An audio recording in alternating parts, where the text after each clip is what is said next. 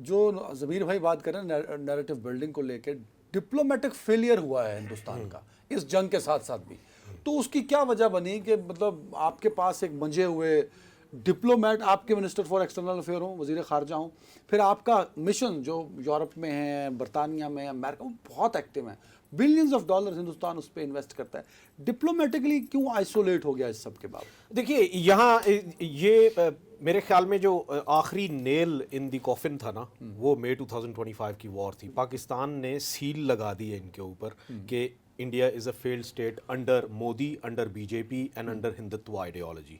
اس سے پہلے کچھ ایسے ایونٹس ہیں جن کو کہ اسیس کرنے کی ضرورت ہے، جن کے اوپر کہ ہماری بھی نظر تھی لیکن ویسٹرن کنٹریز کی زیادہ نظر تھی، فائیو آئیز کی بہت گہری نظر تھی ان پہ، اور وہ تھے India exporting terrorism to the western countries, جس میں کہ پنو جیسے لوگوں کو اور نجر جیسے لوگوں کو نشانہ بنانے کی کوشش کی گئی خالصتان کی، اور پھر پاکستان میں جو ٹیررزم ایکسپورٹ کیا گیا مجید بریگیڈ کو، بی ایل اے کو، بی ایل ایف کو، ٹی ٹی پی کو، آئی ایس کے پی کو، سب کو فائنانسز دینا، and it's a known fact. And now western countries they have started highlighting it. سب سے جو امپورٹنٹ بات ہے، ہمیں پتہ ہے کہ diplomatically India was playing very aggressive.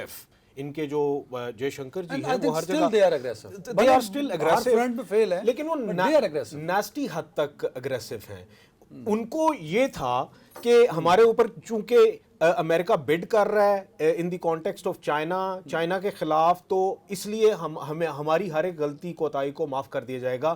Ukraine crisis کے دوران ان کو ایک اپرچونٹی نظر آتی ہے رشیا سے آئل خریدنے کی، جس میں کہ سب کے سب اڈانیز امبانیز. This is important. اس جنگ میں آف کورس چائنا پاکستان کی دوستی پہ نو ڈاؤٹ اس پہ کوئی کمپرومائز نہیں ہے، اور they have strong bonding, strong relation, every thing. لیکن جو چائنیز کا سوشل میڈیا ہے جو وہاں پہ استعمال ہوتا ہے ان چائنیز، تو انہوں نے بڑی اس پہ میمز بنائیں، بہت ویڈیوز بنائیں اور بہت انجوائے کیا، اور اس جنگ میں ہندوستان پر بہت تنقید بھی ہوئی اور ان کا مذاق بھی اڑایا گیا.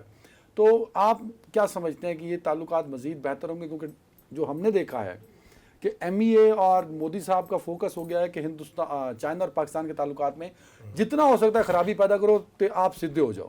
سو کیا دیکھتے ہیں آپ اس دیکھیں یہ بڑا ہی ایک ٹرننگ پوائنٹ تھا اس ساری اوبیسلی پاکستان کی چائنا کے ساتھ جو دوستی شروع سے چلتی آ رہی ہے، بردرہڈ، اور یہ اس کے بارے میں جو کہا ہے سویٹر دین ہنی اینڈ وہ deeper than the oceans and higher than the Himalayas. یہ جو کہا جاتا ہے یہ میرے خیال میں کوئی نیکسٹ لیول پہ چلا گیا. اس کی وجہ یہ ہے کہ نو ڈاؤٹ چائنا کی جو ٹیک انڈسٹری ہے، جو ٹیکنالوجی ہے، وہ ایک پیک پہ پہنچ چکی تھی، لیکن اس کو ریکگنائز نہیں کیا جاتا تھا. اس کو ریکگنائز اس لیے نہیں کیا جاتا تھا کہ وہ ٹیسٹڈ نہیں تھی. یہ پہلی دفعہ ہے کہ ان کی جو ٹیک ہے، ایون ملٹری ٹیک، وہ جو ہے وہ ٹیسٹنگ پہ تھی، اور اس کی ٹیسٹنگ 100% پریسیژن کے ساتھ اور 100% ایکوریسی کے ساتھ وہ ٹیسٹ ہوئی ہے، اور وہ پاکستان نے کی ہے. چاہے وہ PL-15 ہو، چاہے وہ J-10C ہو، یا JF-17 جو کہ پاکستان کے ساتھ اشتراک کے ساتھ انہوں نے بنایا ہے. پاکستان نے ان کی گڈی چڑھا دی ہے. میری ملاقات ہوئی تھی ایک ڈپلومیٹ کے ساتھ، چائنیز ڈپلومیٹ ہیں، اور انہوں نے مجھے گلے لگا کے اور ہاتھ چوما اور کہتے ہیں کہ یہ سب کچھ ہمارے پاس پہلے بھی تھا، لیکن یہ ہے کہ یہ پوری دنیا یہی کہا کرتی تھی کہ ان کی جو چیزیں وہ ریلائبل نہیں ہوتی. یہ پہلی دفعہ ہے کہ سب جو ہے وہ ایک ڈیٹرنس کریٹ ہو گئی ہے ہمارے ویپنز کی، اور یہ پہلی ہی دفعہ ہے کہ امریکنز نے بھی اس چیز کو ریکگنائز کیا ہے کہ چائنیز جو ٹیک ہے اس کو اب سیریس لینا چاہیے. وہ ان کی ٹیکنالوجی اوبیسلی ابو پار ہے. پاکستان نے یہ جو ٹیکنالوجی کا کمپیریزن دیا اور اس پہ چائنا کی ایک success story, of course this exist,